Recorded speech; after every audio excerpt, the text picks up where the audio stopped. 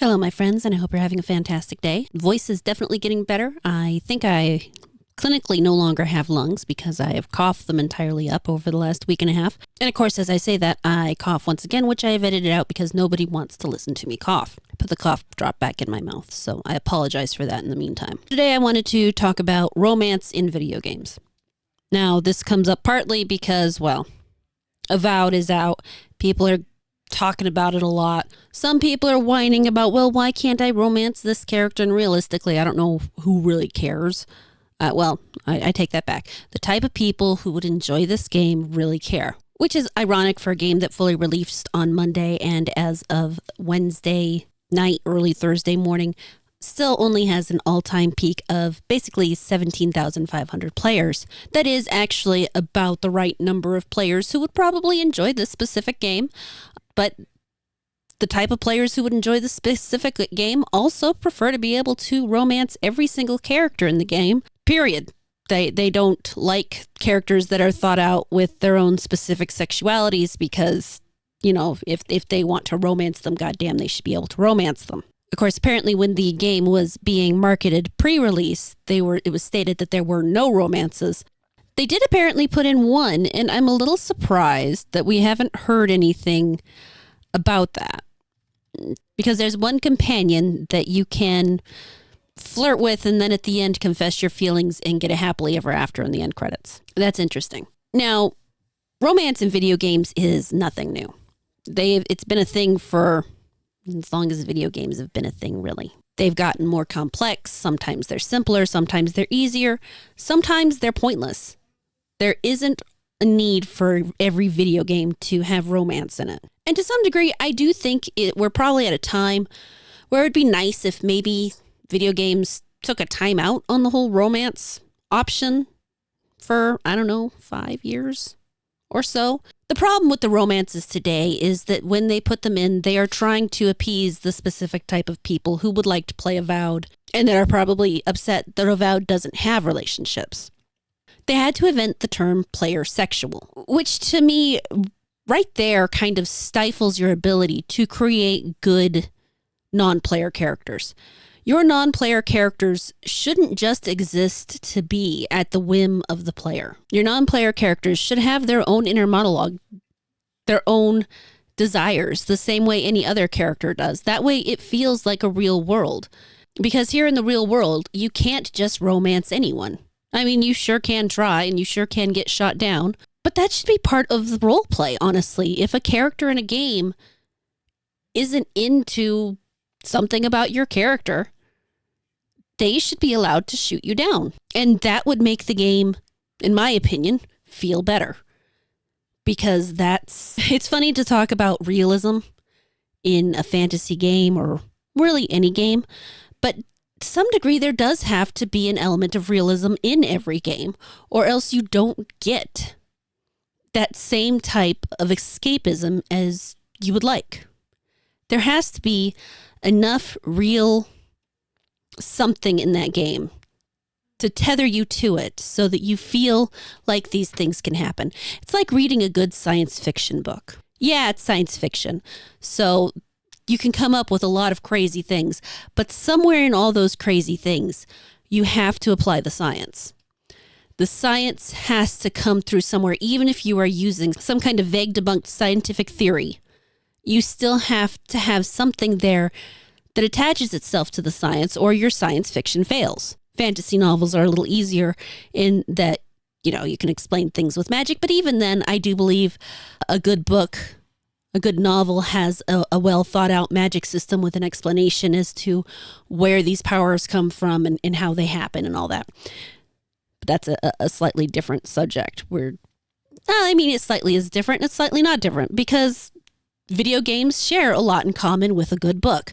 The only difference is you play it as opposed to read it. I posted on Twitter a couple nights ago that one thing I absolutely hate is these fan fiction romance things where they combine the name in those stupid ways. And I'm not even going to talk about what made me think of that before I posted it because oh my God, some of the things you learn on the internet are just absolutely disgusting. But these people exist and they live their lives. And as long as they're nowhere near me, fine, whatever. Now, I'm old and I tend to forget most of these names just because I really do hate them so much. But I think it started with the whole like Bennifer thing when fucking Ben Affleck and Jennifer Lopez were dating, or Brangelina when Brad Pitt and Angelina Jolie were a thing. And I don't understand that. It's just gross and weird.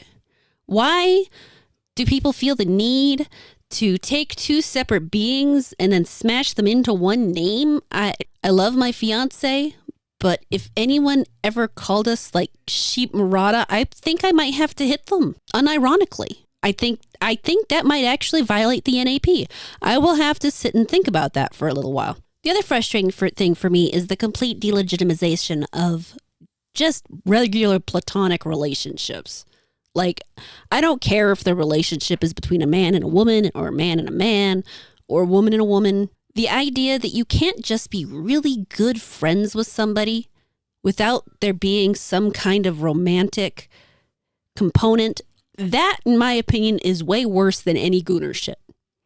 And actually, it's its own type of gooner shit. I don't care if the two ugly characters want to sleep together.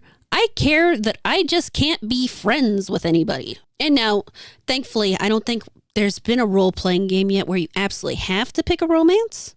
There probably has been, and I just haven't played it. But it's just so ridiculous that you have people out here doing things like putting Sam and Frodo in a relationship. Like in a gay relationship. And it's like, why? Why can't they just be two really great friends who supported each other through some of the darkest times in their lives? To be fair, Sam supported a little more than Frodo did. Frodo just kind of needed the support. But either way, why can't they just be friends? Why does everything dissolve into sex? And I mean, that's the funny thing is these same people, well, some of the same people, from one side of the horseshoe, there's a subset of people who will yell at everybody for sexualizing a character because it looks nice, male or female. And then they will be upset when the same characters can't have sex with everybody and the dog. And I really wish I was lying about the dog, but we all know it's true. It's frustrating. I would like to see a game.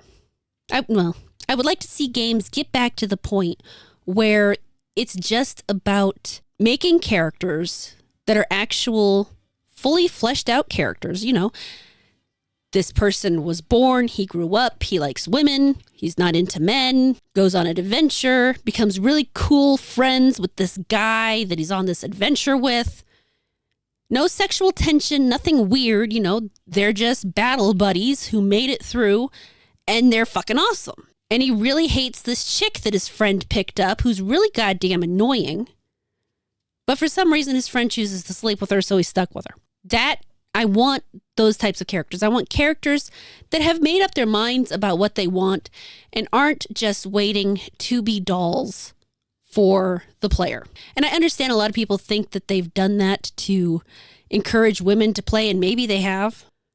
It's something that I personally, even though I am a woman, can't at all resonate with. I don't understand at all that kind of thought process where you want your video game characters to just be like a Barbie doll. It's like, I couldn't understand why they made a Barbie movie either, because how do you make a movie out of a blank slate? But they managed. I haven't seen the movie. I probably won't. But I've said before, games should be made by people who are passionate about these games and who want to write a good story. Part of a good story can be romance. It doesn't have to be romance. And when Avowed initially said, to get back around to part of what we're talking about, and I'm like, okay, cool. I can understand why you do that in this day and age. You don't want to worry about the people who are going to be upset about this, that, or the other thing. Of course, then you look at it and you're like wondering why they just didn't, do the normal thing for a game that looks like that. But, in the end, they probably thought that it would make things easier for them, and they probably didn't want to write it. Right? That is an entirely possible thing. And personally, I would love to see games that build more on friendships than sex. I have no desire to play Avowed, so I can't say how well they really built the relationships.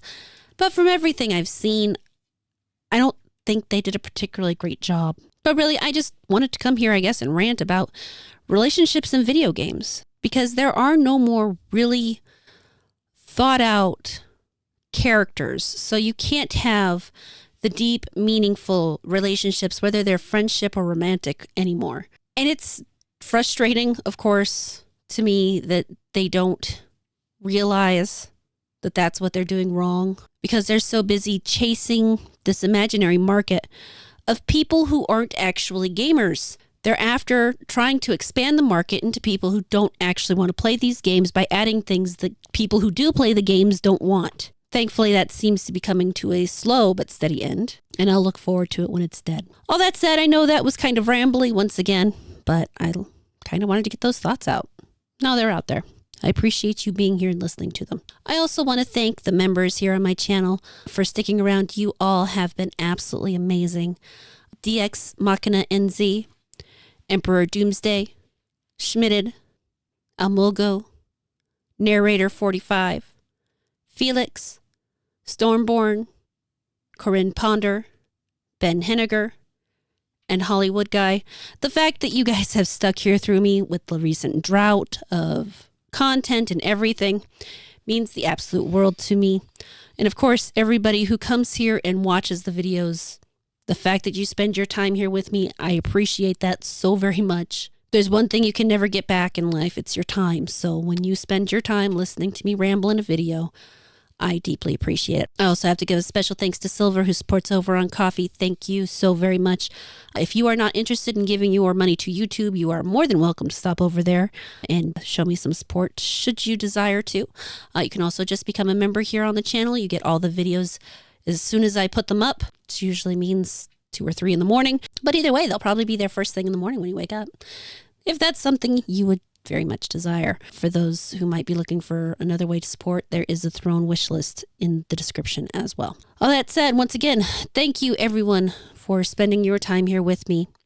Please let me know if you have any thoughts about my thoughts, any disagreements, any agreements, anything like that. I love hearing the comments, and I do read them all. I look forward to reading your comments. Thank you so much for watching this video. I really hope you enjoyed it. Please like, comment, subscribe, and turn on the notifications. If you really liked it, you can feel free to share it around, and I will catch you later.